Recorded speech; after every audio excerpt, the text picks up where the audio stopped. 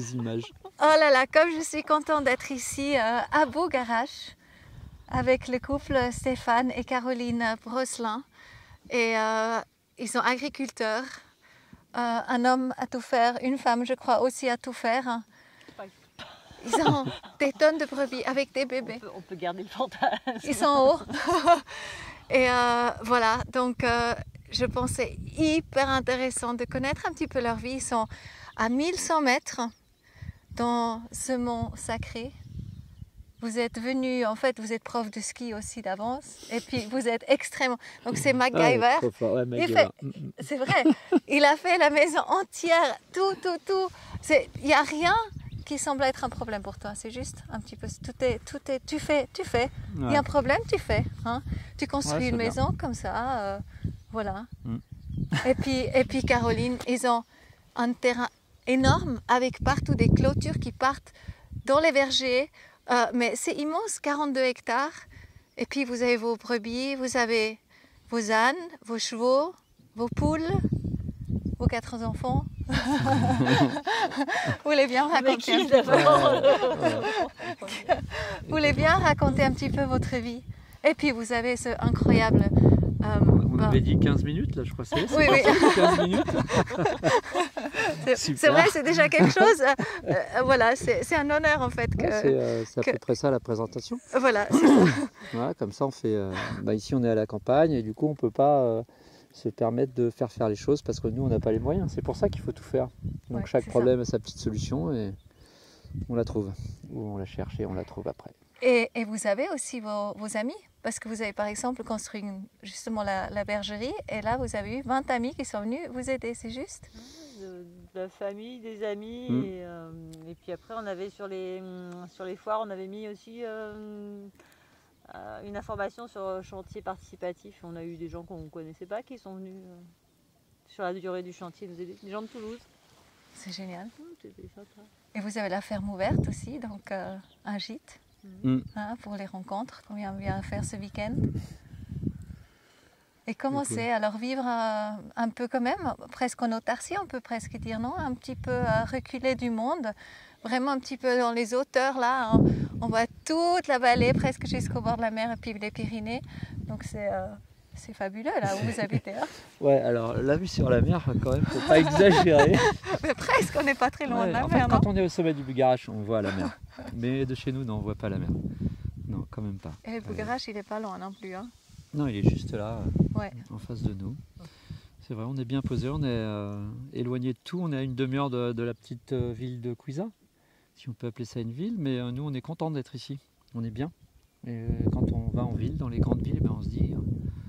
On se réconforte encore en se disant qu'on est vraiment bien là où on est. On accueille des gens qui viennent de la ville, des étrangers, d'Israël. On a eu aussi des Chinois. On a eu plein de gens qui viennent faire du helping ici. Et du coup, on voyage comme ça, grâce à vous qui venez chez nous. Et quelle est votre motivation première comme ça de vraiment vous retirer et commencer une vie vraiment à vous et quelle est cette motivation qui vous pousse à vivre comme ça?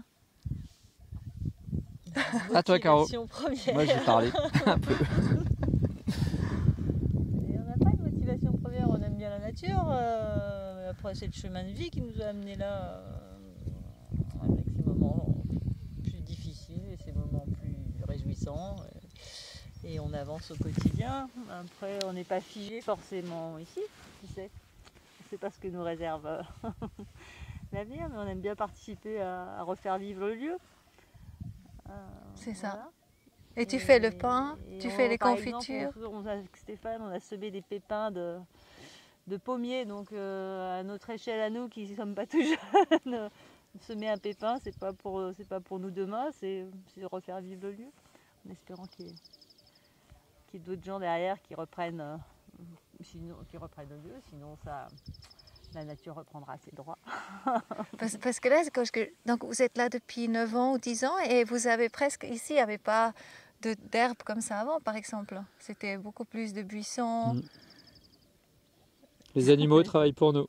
C'est ça aussi. Hein? Les ânes, les brebis. C'est ça. Après, on aide un petit peu avec du matériel mécanique, mais pas trop, le minimum.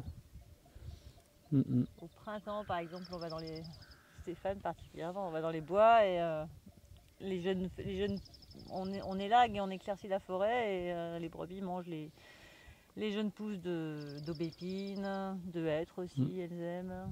Voilà. Elles aiment aussi les jeunes pousses de châtaignier. Et en fait, les brebis et puis les ânes mangent autre chose. Donc, en gros, il y a un grand nettoyage qui se fait entre les deux, c'est ça? Exact. Ouais, c'est exactement ça. Et tout se passe bien ici, c'est bonheur avec nos animaux. Et qu'est-ce que je voudrais dire sur les animaux? En fait, les animaux, on n'en avait pas beaucoup au début. Et après, on s'attache. Et maintenant qu'on a nos brebis, on se dit, ah, les brebis, des fois, c'est vrai que c'est difficile à gérer. Mais je crois qu'on ne peut pas s'en séparer parce qu'elles font partie du lieu. Les brebis, elles sont toutes les brebis qui sont là sont nées ici. Et du coup, c'est chez elles et on ne peut pas s'en séparer, on les garde. Et voilà, elles grandissent là et on les mange quand même. Ouais. Ça, c'est moyen. Ouais, mais après, moi, je suis tellement touchée de la manière, en fait, parce que, je veux dire, ils ont la plus belle vie. Tu ne peux pas t'imaginer une vie plus belle, quoi. Ils sont nourris le matin, le soir. Ils ont cet immense terrain à disposition. Vous les aimez vraiment. C'est dur pour vous aussi, justement, de passer à l'acte et puis devoir vous en séparer. Et je trouve ça, c'est ça l'humanité aussi. Donc voilà, on est encore dans une civilisation, on mange encore de la viande. Donc vraiment, je pense qu'il y a un cap à passer, à accepter. Et en tout cas, moi, je trouve que c'est incroyable de vous voir comme ça. Je trouve je m'imagine d'une manière, je vous vois, autant que couple, c'est extrêmement idyllique aussi. Et je vous vois bosser du matin au soir et tout. Je me dis, mais ça doit être fou parce que c'est tellement grand. Et vous portez tout ça sur les épaules. On a toujours... Ouais, on a du détachement. Peut-être qu'au départ, on portait beaucoup. Maintenant, je dirais, on est plutôt... Enfin, moi, je suis plutôt détendu. Je fais ce que je peux. Et, des fois, non, pas toujours quand je fais de la mécanique, par exemple. Il est en train de réparer un immense camion, là. Incroyable. Non, la mécanique, c'est pas mon truc. Mais bon, il y a des gens qui m'aident. Mais tu le fais, quoi. Ouais, mais là, j'ai démonté la pièce. J'amène la pièce chez un mécano qui va me la réparer. Mais bon, déjà, démonter la pièce, c'était un challenge. Et voilà, quoi. La solution, elle est là. Mais qu'est-ce que je voulais dire? Je me rappelle plus. Enfin, bon, voilà, quoi. Tout va bien. Oui, ce que je voulais dire aussi par rapport à l'éloignement, c'est qu'en fait, mais par rapport à l'éloignement, on n'est pas si loin que ça, parce que si vous prenez quelqu'un qui habite en région parisienne et qui va mettre 1h30 ou 2 heures pour aller à son travail, nous, si on veut aller en ville, il nous faut 1 heure pour aller à Carcassonne, 1h30 pour aller à Toulouse, donc on n'est pas quand même complètement perdu dans la nature. Les gens qui viennent chez nous, ils viennent pas à pied non plus. Et autrement, par rapport à... C'était quoi l'autre truc là, tu m'avais dit là? Je vais juste le mettre ça un tout petit peu. Non, mais il est dedans. Ah, faut le mettre. Mets-le dans la poche. Comme il y a le vent et tout ça, j'ai un petit peu peur que... Comme ça, je fais comme ça. 15 minutes, il doit rester plus de 2 minutes.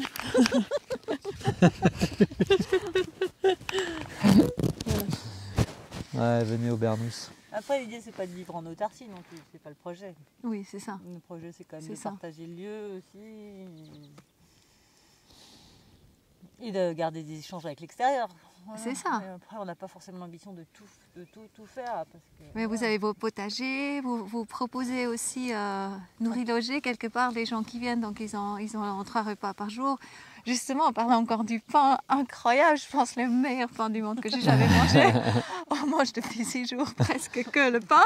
Non, mais c'est tellement bon. Il faut arrêter le gluten, c'est pas bon le gluten. Non, mais c'est extraordinaire. Donc ce pain que tu fais, et puis après vous faites aussi les confitures. Vous avez vraiment des vergers de châtaignes. Et vous faites la confiture de châtaigne. C'est la première fois que je mange ça, c'est super bon, rhubarbe, etc. Donc vous aidez, quoi. Vous faites ce qu'il y a à faire pour les tourner. Les enfants nous aident aussi, des filles qui sont grandes. Elles ont 24 et 21. L'été dernier, c'est elles qui ont fait les repas. Nous, on s'est occupé des potagers, des animaux. Et faire les repas en portion complète, à nous deux et s'occuper de la ferme, on ne va pas y arriver. Non.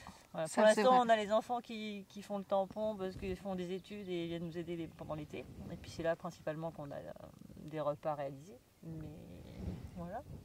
Génial. Pour l'instant, ça fonctionne comme ça. Mille merci. Hein. Et merci beaucoup pour la Merci à toi. Qui sont bons. Hein. Aïe, aïe, aïe, je les adore. Vraiment. Ouais, c'est vraiment très touchant, la ferme ouverte. Ici, ça s'appelle le lieu? Les Bernous. Les Bernous. À côté du Bougarache. Burnous encapuchonné. Des fois, on est dans le nuage, on est dans les éléments ici. Ouais. Le vent, la pluie. Et il y a 2 jours, il y a encore eu de la neige ici aussi. Ouais. La neige, Ouais. le soleil. Bah, mille merci pour être cette grande inspiration. Tu Et parles. bonne continuation. Oui, je parle. Bon, nickel. Et bonne continuation avec Pour la mécanique. toi, c'est clair. Merci. Voilà. Bon, Et là, voilà. c'est un bon spot. Bravo. Bien assumé. Tu parles. En fait, je m'en fous, moi. Oh là là, vous êtes chou, merci. Allez, récupérer le micro. Voilà, merci beaucoup. Après, tu pourrais parler des heures, de ce que tu fais là. C'est Ouais. compliqué de faire un truc succinct comme ça. Là. Non, c'est des... Tout se complète. Disons qu'en 9 ans, on... Vous voulez encore rajouter quelque chose? Non. Non, tu vois. C'est tout se complète. Après, c'est vrai que le fumier, la bergerie, ça va dans les potagers. Ça, c'est un c'est écosystème. juste, En fait. Il faudrait plusieurs heures pour raconter tout. Toutes les belles choses, tous les problèmes. Donc là, peut-être on fait encore avec Là, ça? on a déjà fait 15 minutes. Non, mais là, on peut Tu encore. sais, quand on débute dans un sport, il faut pas trop y aller, il faut être tranquille. Pour pas avoir des courbatures après. Voilà. Non, mais c'était bien comme ça. Demain. Demain matin. La prochaine fois. Voilà. Next Tu time. reviendras sans doute. Ouais.